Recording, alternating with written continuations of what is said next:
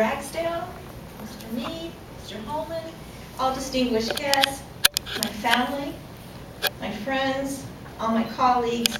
I want to thank you all for taking the time out of your really busy schedule to celebrate this day with me. I'm truly impressed by the number of people here, and I kept saying to Megan and to Marissa, organizers, I don't think people are going to come. And they're like, oh, people will come.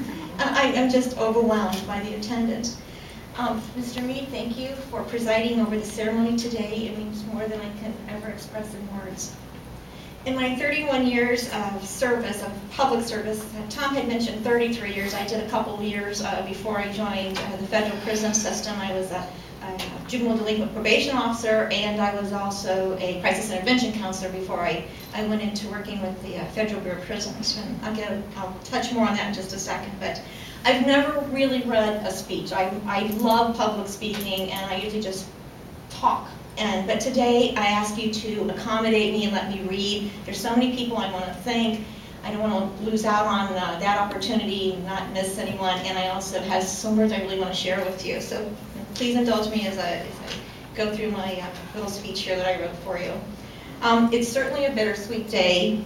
It's bittersweet knowing that I'm about to enter a new and exciting phase of my life, and at the same time having to say farewell to all of you.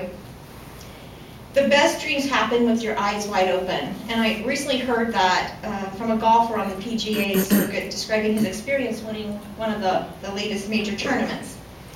Well, after 31 plus years of public service, I have hit the back nine. I think this analogy is an apt description of the past 31 years.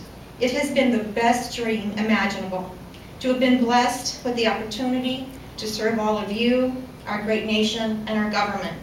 I leave public service with a smile on my face, years of gratitude, and a heartfelt thank you to so many wonderful people at this great agency that we call ICE. I knew when I was 17 that I wanted to be a public servant.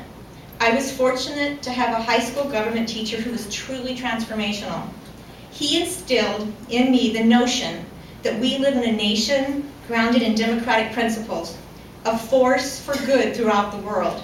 He lectured every day endlessly on our founding fathers, speaking of a goodness that projects life, liberty, and the pursuit of happiness. And most importantly, a willingness for each of us to take ownership of those tenets. I took this challenge, and I took the charge to heart, and began my first step toward public service. I hope, as I stand here before all of you today, I can say that I have been able to contribute to that endeavor. As such, please indulge me as I take you on a quick journey down memory lane. I was 21 when I began my career with the Federal Bureau of Prisons as a correctional officer. I just graduated with my first master's from Kent State University in criminology, and I thought I was ready to make a difference, to contribute to the goodness. Well, my first post was in food service, standing steam line, counting the number of pieces of bacon that an inmate was going to put on his plate. I soon realized I had a long way to go before I was going to be making that contribution of goodness. But being one of the first women to work in a medium security, all-male facility, I had the opportunity to break a number of glass ceilings. I was one of the first women to work in segregation, the psychiatric unit, the control center, and I was the first woman on the Terminal Island sort team. Yes, as a woman during that time period, I had to take that extra step to prove myself, but I was okay with that.